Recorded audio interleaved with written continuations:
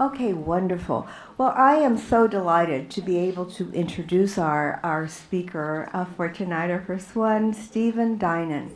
Stephen is the CEO of the Shift Network, and he's also a member of the Evolutionary Leaders Group and the Transformational Leadership Council.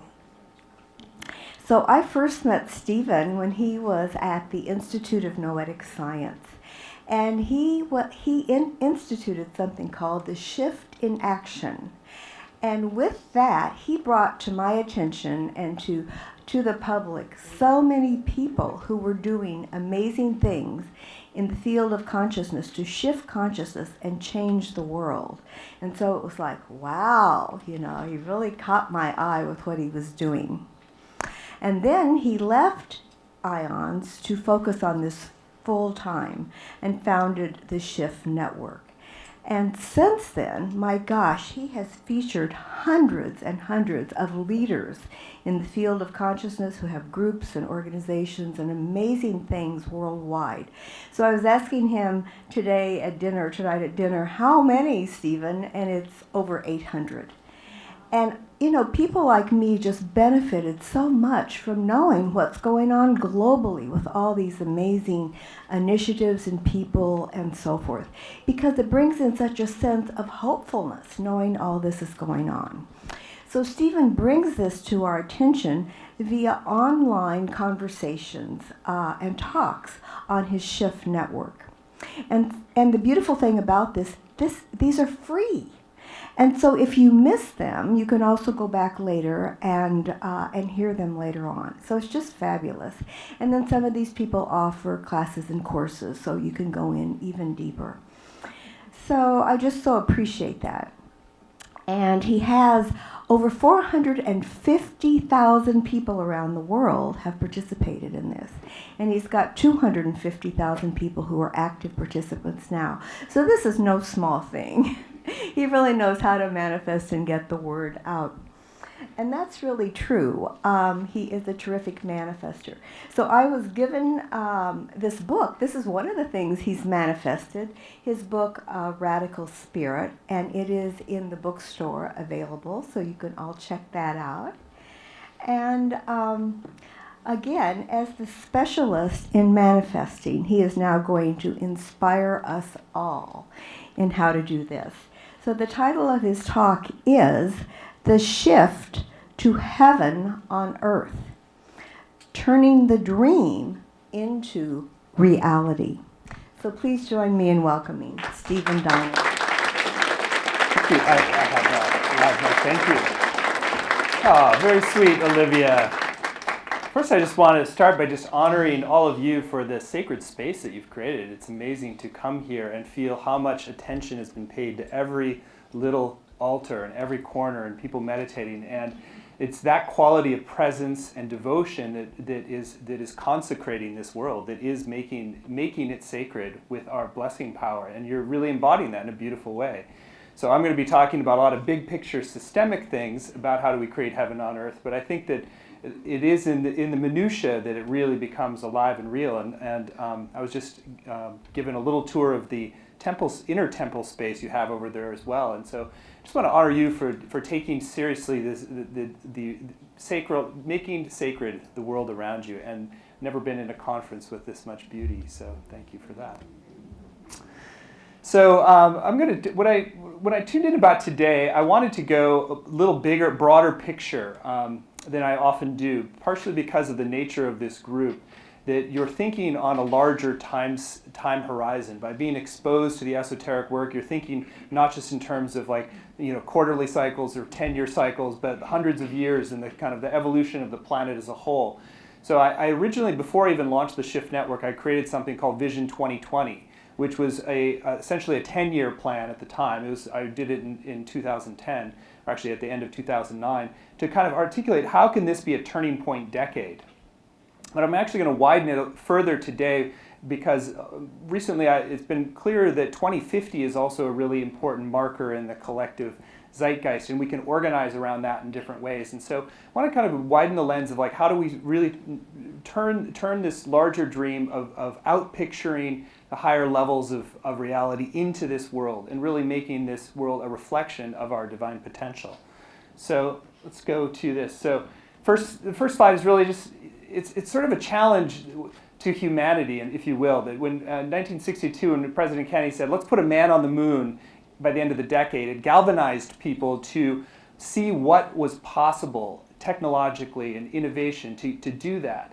And so I think there's something about timelines that really propel us. There's something compelling to actually put a timeline on something. And so we do need to make this shift of the entire operating system, I like to call it, of the planet. That just as a computer has an operating system that needs to go to another level of functionality, we have reached the limits of the current operating system to create a healthy world and society. So I think of it as a whole system upgrade. And there are many, many, many parts to that. And so I'm going to focus on the year 2050 as sort of a marker point, and I'll share a little bit more about why in this another slide. And I'm going to break this into 3 parts. So really to evolve the next stage of our planetary culture, I see that there's 3 crucial ingredients. One is really a vision for heaven on earth. What are we bringing into reality? Because if we can't see it in our consciousness, if we can't imagine it's even possible, we can't bring it down to earth. Then we need a roadmap. What are the elements and building blocks? People like Alana, great building blocks. And how do we shift the economic foundations? And some of those things are going to take big, long time horizons in order to manifest, but they are essential.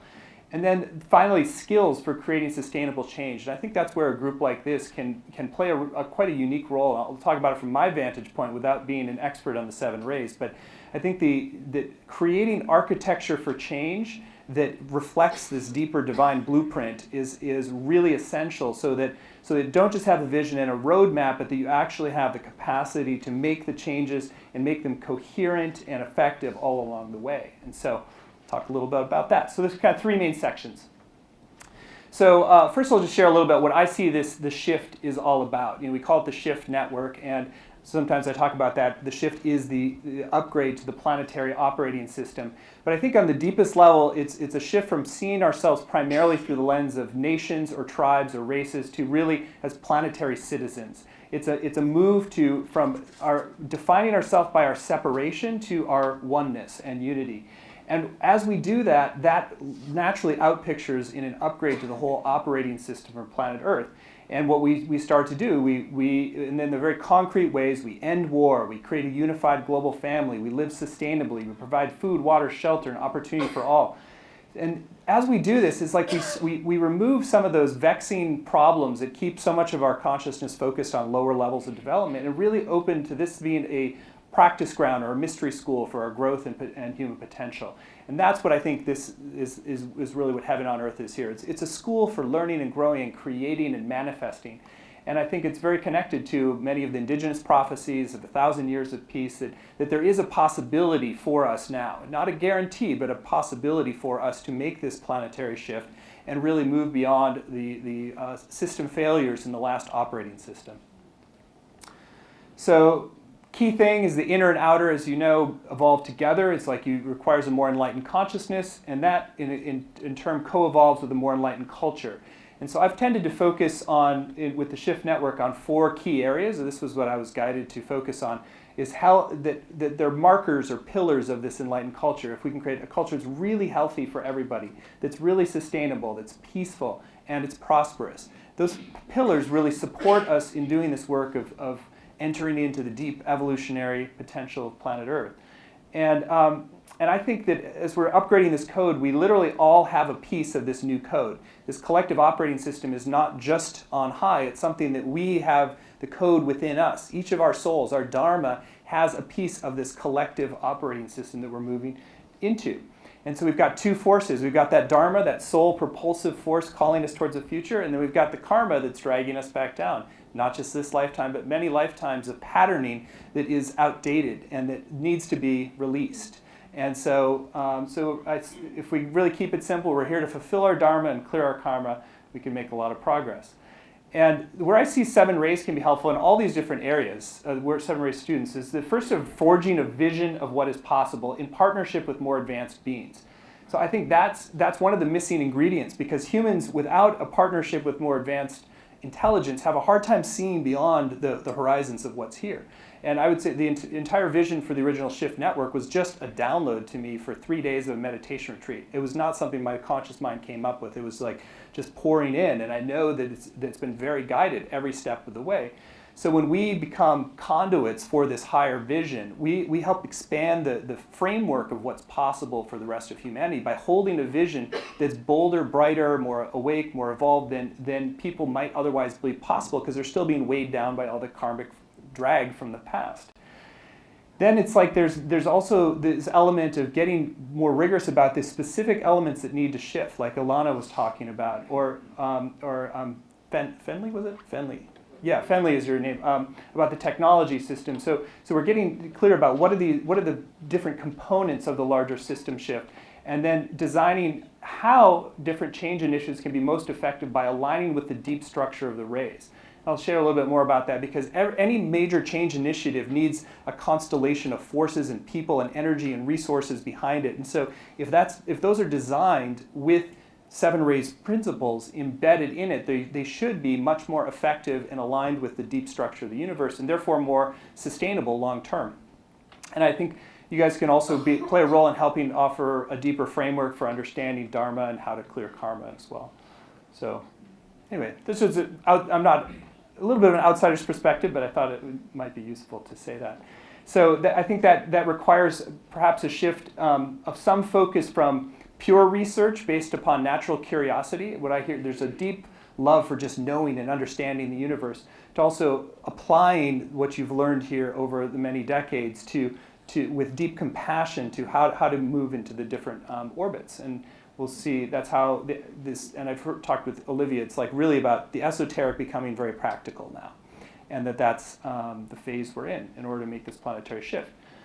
So let's talk a little bit about the vision of where we're going. So the reason 2050, I think, is an interesting marker point is, first of all, it's about the date when the world population stabilizes at around 10 billion. So if you think of Dwayne Elgin travels the world and asks people, how old do you think humanity is? And pretty much universal response is adolescent or late adolescent. And we're in this growth phase with all of the typical, acquisitive, kind of irresponsible patterns of late adolescence that aren't really thinking that far in the future. I have a feeling of invulnerability and, nothing's going to kill me. So when we get to 10 billion as a planet, as our collective consciousness is sort of propelled into adulthood in a certain way. And so if we think of that as like we start to have to take responsibility, we're no longer physically growing, so we have to become more and more mature in how we steward the bodies, the resources that we have, because we don't have this infinite growth potential.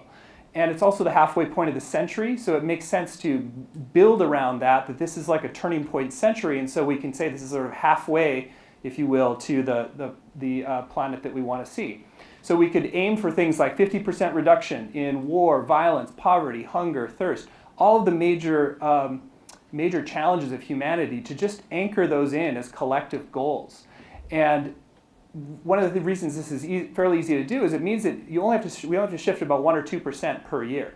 But the super tanker, it takes a while to turn. So it's 1 or 2% of the year is not small, but it does add up so that you're like, wow, it becomes very feasible. If we're 50% of the way to eliminating war permanently, 50% of the way to eliminating violence, 50% of the way to global energy from renewable sources, or if we get some breakthrough technologies, some of these things can accelerate.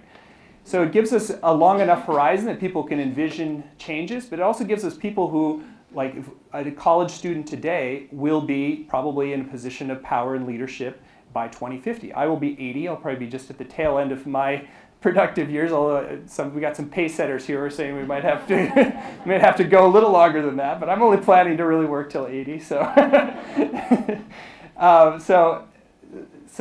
this is the current college students. And United Nations, it was interesting when I was visiting there last year with the Evolutionary Leaders Group, and they had done a whole extensive report on the world at 2050 and possible futures, like scenario planning. And so there's something about that as a marker point that's broad enough, big enough, and bold enough for us to really envision this collective turning. And I think what's important is that there's a couple levels of this, that we have a crowdsourced vision for what does the world look like at 2050 that we want to live in, that we want to create. And we're also adding this piece of sourcing vision from higher level beings, because they can bring in pieces that might not be out there in the society. And we might not call it that, but for the public, I don't call anything the Shift Network sourced from higher level guidance, but most of it has been. And so if you can see that, I've been starting to seed this little concept. I spoke in China last year and seeded this idea that China could really lead the way as a country of seeding a 2050 vision that they start to put out, because they're very good at long-term planning. They're not tethered to the election cycles and all this, so they're like big master plans that go out way in the future. So if each country had their own 2050 vision that has an element of participatory feedback and input into it, each state could create its own vision, and then each city could even create its own vision of what it wants to look like. I was back home in Duluth, Minnesota last summer, and I got a chance to talk with the mayor of Duluth, and I was just seeding this with him. I was like, just put, I was giving him the logic and said, to create a 2050 plan and then organize people, because it takes people beyond the political cycles of like, even their concerns. It focuses on a next generation legacy consciousness. And then also individual, not all of us in the room will be alive in 2050, but it sets a larger context for our own dharma and contribution.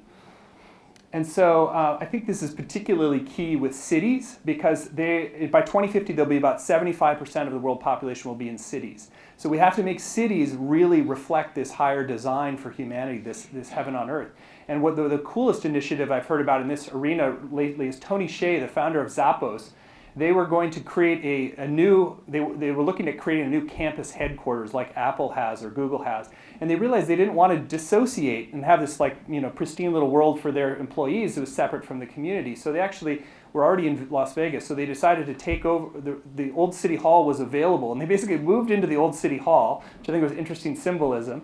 And they created a kind of an open source model for revitalizing the downtown. They allocated $350 million to this with venture incubator funds and street fairs and new art installments and auditoriums. And they created all these cool metrics around positive collisions. The more creativity comes from these positive connection points. So they were trying to design everything to maximize these connection points. And the downtown of Las Vegas, which is you don't necessarily think of as one of the most pioneering places on the planet, is now really blossoming. And part of the concept of what they're doing is to make it one of the coolest, hippest downtowns anywhere and really thriving, and then use that template to goad, encourage other cities around the world to do that. So I think that's a great example of how you can get a revitalization of a city, and a lot of things that are building in is like sustainable technologies, a high-tech venture incubator, nonprofits. So it actually is helping evolve what we think of. I mean, people who don't live in, there's a lot of beauty in Las Vegas, but most of the connotation in the outer world is more gambling and kind of Sin City, right? But this is actually becoming a real hotspot for the leading edge new paradigm. So that's a bit about the vision. I mean, there's obviously a lot of detail that we can flesh in, but I just wanted to share why I think it's important to start to think about how do we crowdsource these visions at multiple levels and synchronize them and even create some healthy co-opetition perhaps between different cities. There's a great initiative called the Compassion Games that John Raymer up in Seattle has been initiating, where you actually, cities compete with each other on markers of compassion. And there's, I think, 20 cities participated last year, and we're working on more of those. There's a movement around international cities of peace, building that in. So it's sort of like cities competing to outdo each other in the good. It could be with economic innovation. So there's some cool things that you can do there. So let's talk second wave here about the roadmap for how to get there. So this, as I said, really this macro shift of the operating system for planet Earth is made of millions of micro shifts, and the journey of 1,000 miles begins with single steps. So I think the most important things for us is, first of all, to take action ourselves, but then to be able to witness the positive changes that are underway. And that's much of what we've done with the Shift Network, is to create a wide tapestry of change, positive change happening in many different domains. And I think I haven't counted, it probably is more than 1,000 now of different leaders we've featured in domains from conscious parenting to peace to enlightened business to sustainability to economics. We've featured Alana before. We've tried to take on a lot of different domains and really showcase who's doing the pioneering leading edge work, partially because that then seeds inspiration and possibility in other people. So as we get better at seeing the positive changes and sharing the best practices, that then helps accelerate the positive shifts. So it's all about the momentum building, since the forces of the past can, like, it's easier to just kind of like numb out in front of the television, or which is what most of our society does. So you have to keep the momentum going, and then so it's drawing people in with more and more inspiration and possibility. And that's where I think media and education really become important, as well as communities of support. So I'm going to talk for a little bit about things that we're doing with the Shift Network, and you can kind of see the broader patterns. It's a little bit, so it's more about what we're doing, but you'll see the logic of why we're doing what we're doing.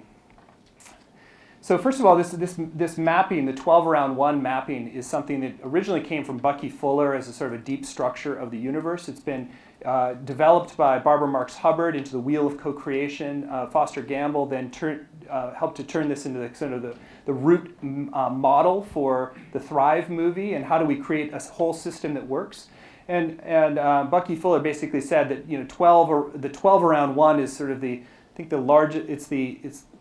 It's the most complex but coherent balance of forces you can, and it's related to thermodynamics and some deeper things that Foster goes into in Thrive.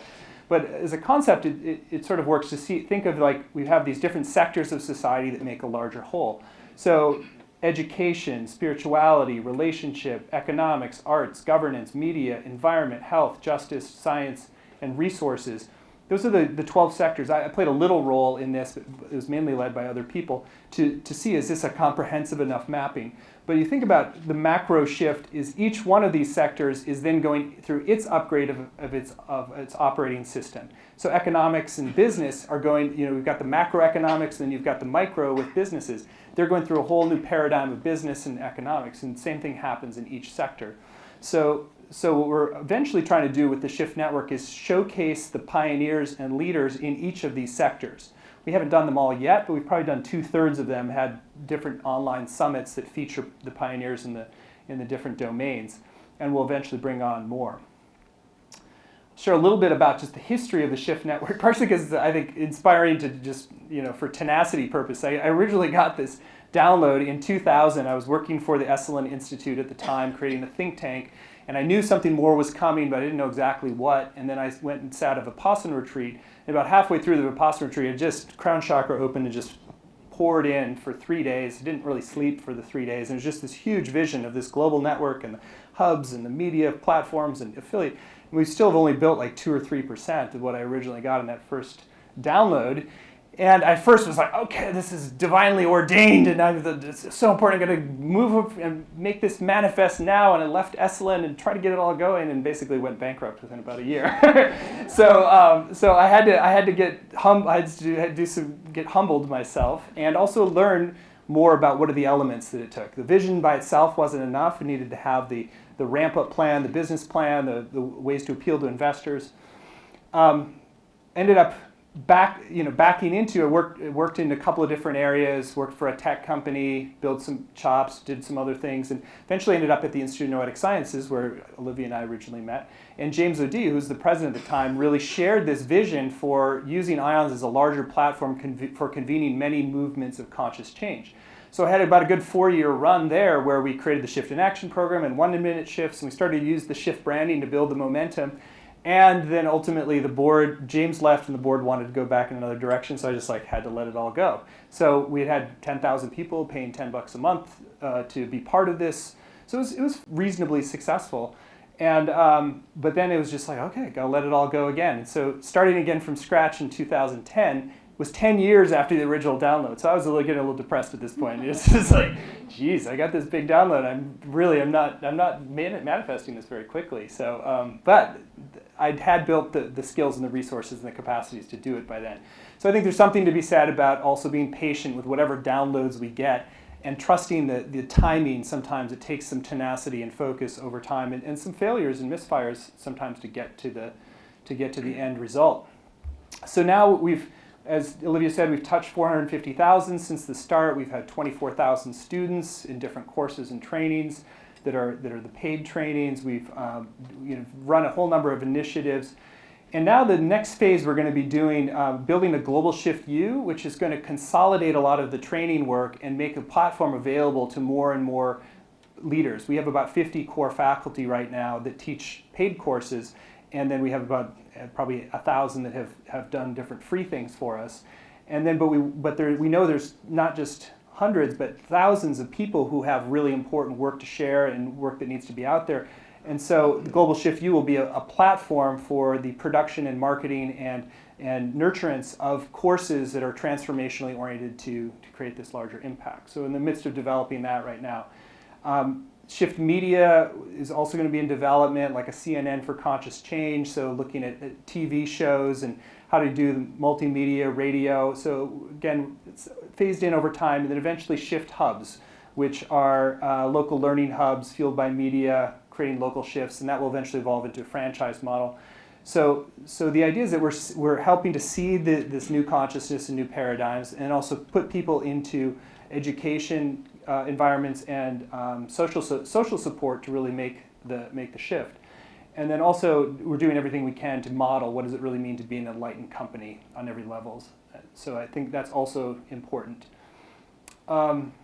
Next thing that we've been doing is beginning to sort of use unifying marker points for this sort of stepping towards this planetary shift. And we originally, with Barbara Marx Hubbard, activated something called Birth 2012.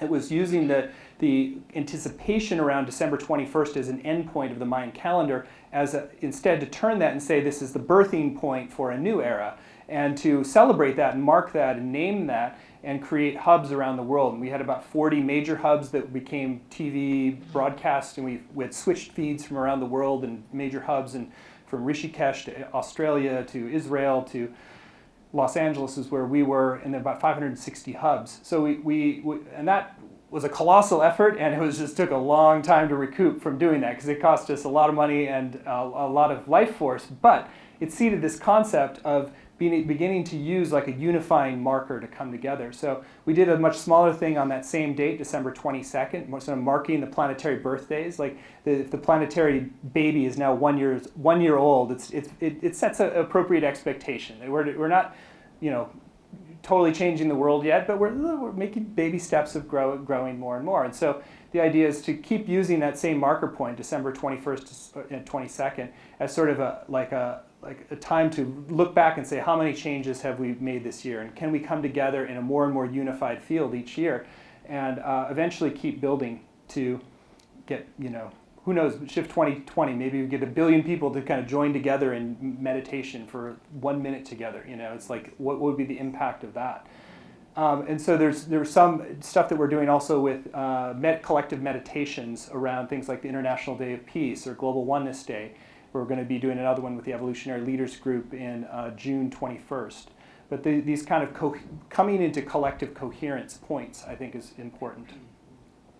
I can go fairly quickly through these, but like Global Shift U is really what I see as like the hub of this network that we're creating, and it's key to the model, and eventually becomes more like an Amazon for transformational education, where you have all the marketing, service, and classrooms on one platform. We have our Shift Network branded things that we've kind of endorsed and vetted and developed ourselves, but then we also make the platform available for people to create and market their own. And so it becomes more of a whole larger hub. And then people can generate the grassroots generate courses. And then people have ratings to see what friends and others like. So you can say, oh, you liked this course, you might like this one as well. And then you can see what other people's feedback about that particular course. So right now there's not that level of discernment in the space. You don't really know what the genuine experience of large numbers of people who've been through a program is, because people tend to put out, which we do as well, mainly the strongest endorsements. Some other elements that we're going to be working on building in. We've already mainly developed this Shift mobile platform, so you get Shift packs, little daily free inspiration and short form media with audio, video, or articles that you can read in 3 minutes or less each. So you're kind of getting daily inspiration and wisdom kind of at your fingertips during the day, and when you have little breaks in between things. And then the idea is that starts to aggregate a lot of the social media feeds as well for the top leaders, so you can track what many of these pioneers are doing, and therefore keep your finger on the pulse. And then it connects in with the other things. And eventually a cool thing that there's developing a technology where you can have your mobile app signal when somebody else is in the arena. So you could have, like, on your mobile app, if the Shift app, it says, it'll give you a little ringer or something, and it'd be like, oh, Olivia Hansen is nearby, and she's a Shift member. And so then you kind of look around and try to figure out who that is. But you can actually kind of locate other like-minded people. Again, trying to create the field of interconnection and accelerate that, because the more advanced consciousness is interconnecting and inspiring, then the more that kind of creates the momentum towards the new. Also, the media, I feel like, is going to be very important with Shift TV. There's a lot of different niches. Olivia has a great TV platform online already, but this is something that, as we move into a next phase, we want to expand into. Got ideas for, like, the next luminary, or Holy Land TV is an idea where you'd have two production hubs, one in Bethlehem and one in Jerusalem, and one is primarily with Islamic people, and the other, and they broadcast in 3 languages, in Arabic and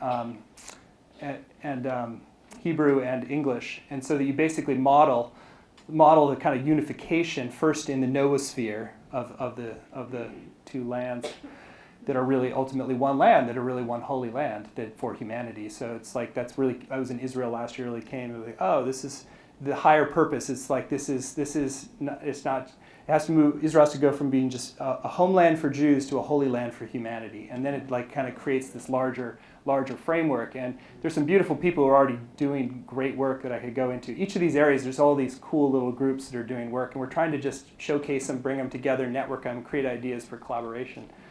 My wife is doing work in San Quentin right now. We had an idea for, like, having a prisoner-generated TV channel, or a channel for the TV too, because they're doing really deep spiritual work in San Quentin, especially this group that had been associated with the Shakespeare group. And so there's some of the wisest, sweetest men that amazing that they're in for life, but they often committed crimes, and they're 18 years old and they're 50 years old, and they've really been deep on a spiritual path. Some of this particular group, and so we thought how powerful to look at the transformation of prisoners and to be able to chronicle that and broadcast that out. So that's the kind of things, thinking about, like, how to create a TV platform that would allow us to do things like that. So and we've had some ideas around how to do Shift films and Shift radio as well. All these are all kind of next phase things. And then if we're kind of in phase 1 still of the Shift network, then phase 2 is more of the media platforms, and phase 3 is really the community hub. And that's what came in such a strong way in my original downloaded guidance, that needed to create a framework that was going to allow people to create and be entrepreneurs of these local hubs. So just like you now go to somebody goes to a strip mall and they're a member of Curves franchise, it's like you could have a little Shift hub or a little Shift franchise where you're $50 a month and you get access to all these different trainings and groups and practices, so it becomes something that people weave into their daily life at a much more reasonable price point than flying away to remote corners of the planet to be there in person. But it really creates more local fabric. So the way we see this evolving is helping to catalyze. Now again, a lot of these things, communities usually have their own identity. So when I say Shift communities, probably most of them have their own separate name, identity, but we're helping to create a platform to empower that and connect them together. So it starts with hubs, where more like just circles in the living room, move to centers and franchises, and eventually full-scale communities. That was also really clear in this vision, that you needed to have templates of what was possible, urban, suburban, and rural versions, so that people can again see what does a truly 100% sustainable, vibrant, sacred community look like, and then be able to share that with the media, through the media and other channels, so you can really model in your own mind, wow, I want to live like a place like that. And so this connects with things like the transition town movement and eco-villages as well. The other thing that, as I said, these 4 pillars that came in a really strong way were, like, health, sustainability, peace, and prosperity.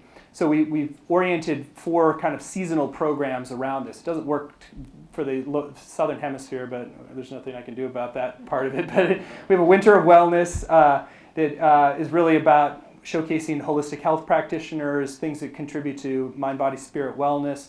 And so we do that right now as a sort of a yearly teleseminar, but the vision is really that it becomes something for that season. People make a commitment, and you're getting inspiration, but you're also getting resources around everything from holistic weight loss to doing a blood sugar cleanse to being able to get the latest on psychic development skills, and then on a social impact side, eventually advocating for more policy changes during that time too. So there's more people participate, and then weave in the social impact threads. I think is going to be really important. So anyway, I'll just go quickly through so Spring of Sustainability, same kind of deal. We're going to do a big Earth Day telesummit, 12 hours. 60, I think, pioneers from all the sustainability space over 12 hours this year. And then that leads into 9 action weeks. So each week there's an action in a different area. And so we're trying to empower people to take action in that area. And so this becomes a collaboration opportunity for green groups, moving to a lower impact lifestyle, and really showcase those leading the way. And again, the whole thing around policy changes as we get stronger and stronger, that it becomes something we advocate for. Carbon fees between nations, refocus government subsidy on renewables, things that can have more of an impact in the space of living sustainably. Summer of Peace, we've had some good traction with that. We started in 2012, and we had a lovely man, Philip, who was here last year. Some of you might remember, who is our Director of Peace, and a great champion for healing the culture of violence worldwide, although he does watch football. So we have to bust him on that.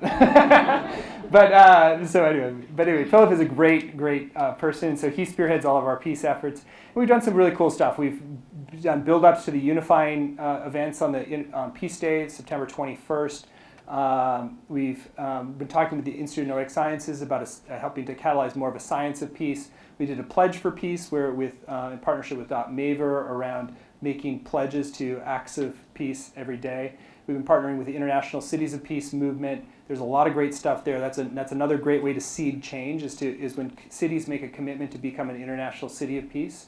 I think we've had 30 or 40 of those we've trained about 800 peace ambassadors in the Peace Ambassador program with James O'Dea, who I think also spoke here as well. So James is part of this, and obviously, he left IONS, but we still kept working together. And we also had a sense for Summer of Peace also launching some things that have to do with mitigating specific karma, like with Indigenous peoples. We did a declaration of commitment to Indigenous peoples, and about 10,000 people signed on to that online. Very heartfelt. James was actually the main author of that very beautiful document that was presented to representatives of the 13 Indigenous grandmothers. And so it's a way to start to heal some of the karma and the history there and reweave the human family together. On the horizon, as I said, we've been seeding some work in the Middle East. There's a World Peace Forum in China that's sort of in ideation phase with some partners in China, with the idea that China, there's a kind of key relationship with China and the United States, and trying to not have that become a polarized relationship like we had in the Cold War, but to help build some bridges there. You can do, as part of this, all getting departments of peace in. So part of the concept this year is we were talking about there's little peace polls. So you can have little mini peace polls that can be presented, for instance, to a city council. And then later you go and say, would you want to adopt a resolution to become an international cities of peace? And then you want to create a peace council or a department of peace. And then you start to weave those together, and so that they're cross-pollinating best practices. Because a lot of things that involve creating a culture of peace actually are more cost efficient, and if cities knew about them, they would be able to implement them. And then eventually there's groups like .Mavers with the National Peace Academy that are really, I think that's a next phase of infrastructure, is to build these academies where you really train the peace workers of tomorrow. And then Autumn Abundance has been a little less well developed. We've done a lot of stuff. We have done stuff with entrepreneurship and enlightened business. We've had a Healthy Money Summit a couple years where Ilana has spoken. We've also looked at conscious investment and philanthropy, taking that to the next level. And so there's a lot that could be gone into in this arena, but almost like bringing people together to focus on, okay, let's making shifts towards local banks and socially responsible investing, conscious startups, micro lending. There was one group that's $100 billion fund for the bottom billion. This is a micro lending fund that there's a particular person Catherine Austin Fitts around local investment circles. So beginning to showcase and share best practices and inspiration of what's really working with each other. And as you know, we're still, in my mind, we're still fairly small, but like when we're eventually reaching tens of millions of people, like which is the game plan, then it's like, you know, getting these little experiments that are groundbreaking and then getting those out to a much wider audience becomes that much more impactful, so that we're creating these virtuous circles. And also then that connects to advocating for policy changes. So again, these are the 4 seasons that we're kind of like going to keep working on every year probably until 2050, and just keep trying to build more momentum and connections and showcase more leaders, move it forward. And then this last section is really about how to create sustainable change, and I'm going to focus a little more on the 7 Rays side since it's connected to you guys. I'm not a 7 Ray expert, but I have at least a basic understanding. And so I think that the reason 7 Rays can be really important for creating the sustainable change is really because it's a first template of creation. So if this is the first template of how souls are created, then it's a pattern for how all reality is best created. So the more we can mirror this pattern in how we design change initiatives, they're going to be more effective, easier to create, and more sustainable.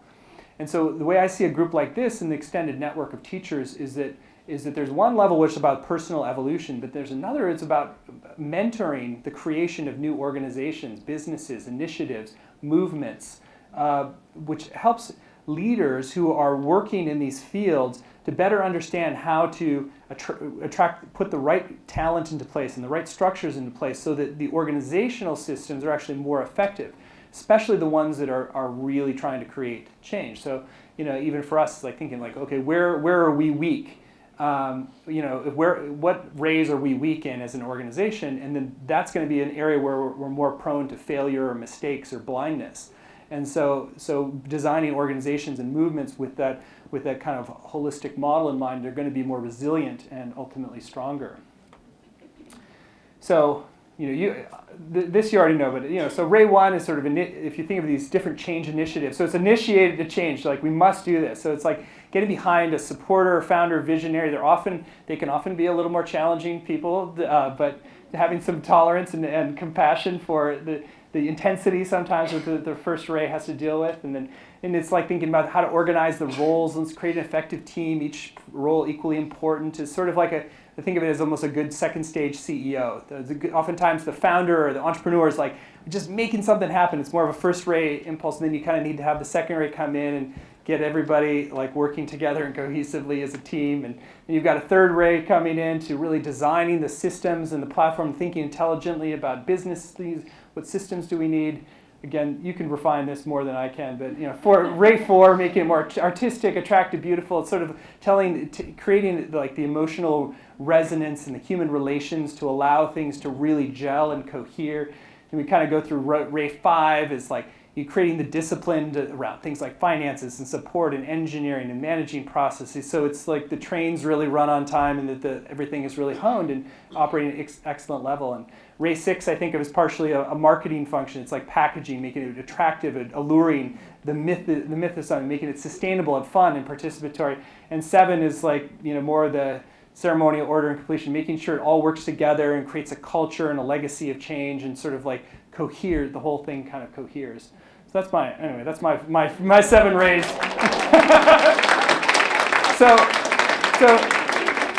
We were just talking with Olivia at lunch. Is like part of you know, this has been kind of work that's been held in more esoteric circles, and it really is the time now for it to become as popular more than things like the Enneagram, because it really is like a deeper structure and it can be really impactful. And so we were talking about if you have like a website, what's your soul type, and then you have, you know, great Hollywood actors really enact 1 to 2 minutes of like what does this Ray, soul Ray, really look like, and then you have play a little guessing game, make it fun and participatory, and start to think about like how does this work start to penetrate into a larger orbit that way.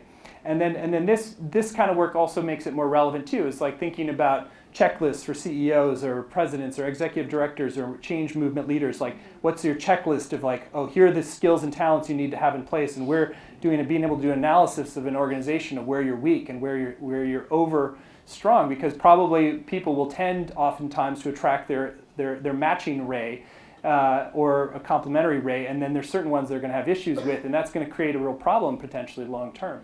I think of a friend of mine who started a software company, and he said he actually moved it to Oklahoma and hired a lot of, the Ken Wilber mapping, the blue kind of blue meme, because it was just like the traditional bedrock values. He was like, they were just much more rock solid with all the basics. In California, all these new paradigm thinkers who were also ungrounded. And so he ended up creating a more successful company because he was trying to look at the constellation of consciousness that goes into creating something.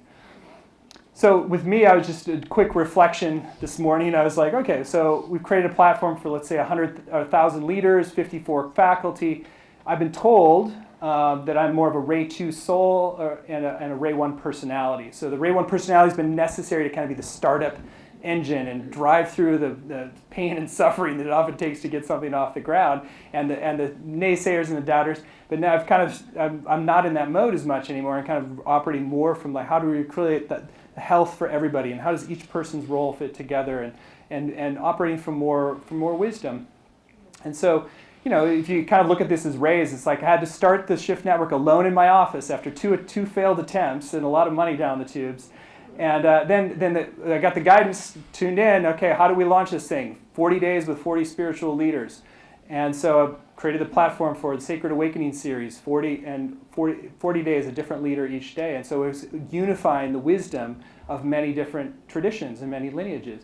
And then in the next phase, having to bring in more people who are skilled at systems and platform and technology and business models, and then working with designers and writers to make our products and courses more alluring and be able to sell them, and then had to forge agreements and structures and processes, and all of that is kind of more. And then it's like, okay, now we're kind of in some ways getting better at the sixth ray. It's like, how do we really then increase the outreach and the media and telling the story of who we are and what we're envisioning doing. And Ray 7 is partially, it's like building the enlightened business culture around this. And Tony Hsieh of Zappos has said everything comes back to building the culture. And so that's where the seventh ray can really come in handy. And so that's kind of us as an example of like trying to, like, how do we bring all those different elements together to create something that's more impactful.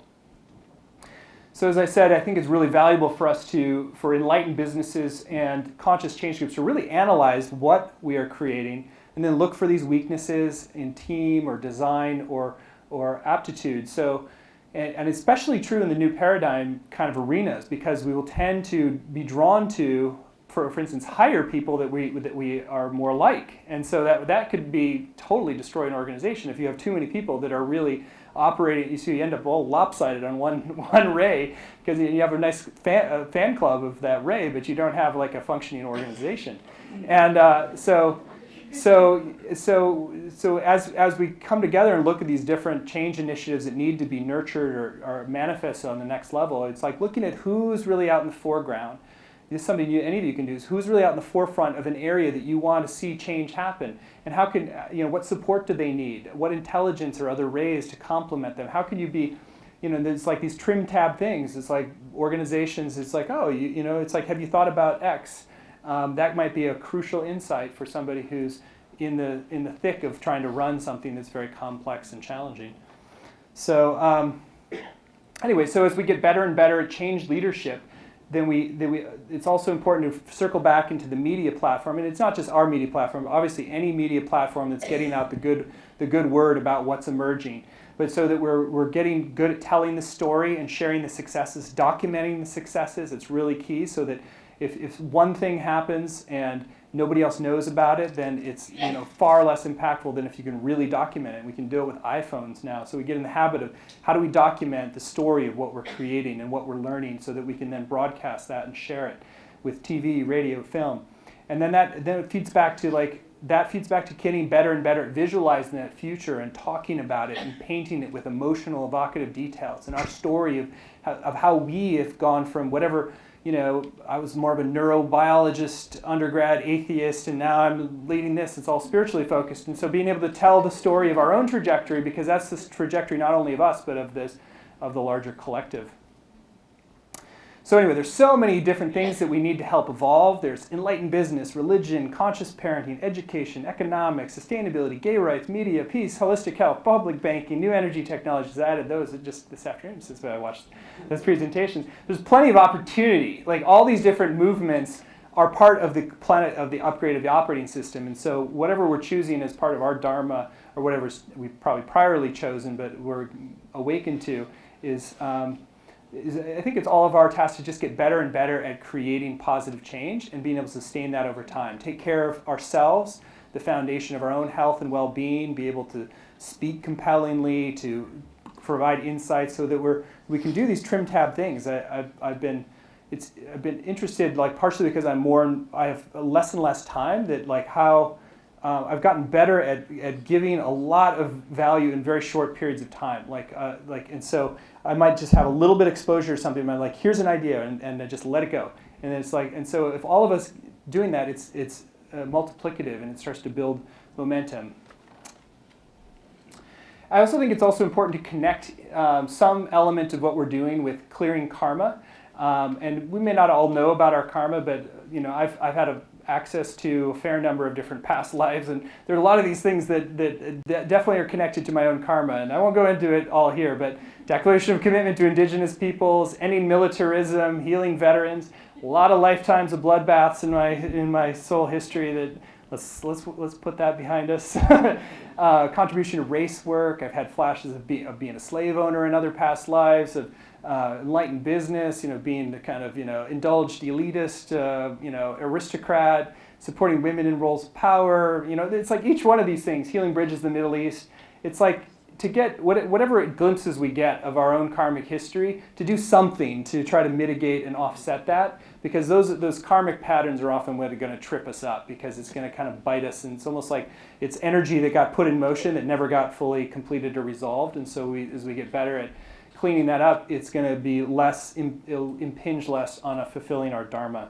So we've tried to build some of that into all the Shift Network stuff, and I just like to think of it as it's something that we should all devote a little bit of time to every week. It doesn't have to be our full-time job, but if we're thinking about like, oh, how do I, not just this lifetime, but how do I clean up karma for many lifetimes? Because we've all been up to a lot of mischief, probably. It's been a wild ride on planet Earth, so it's not been the easiest place to evolve sometimes.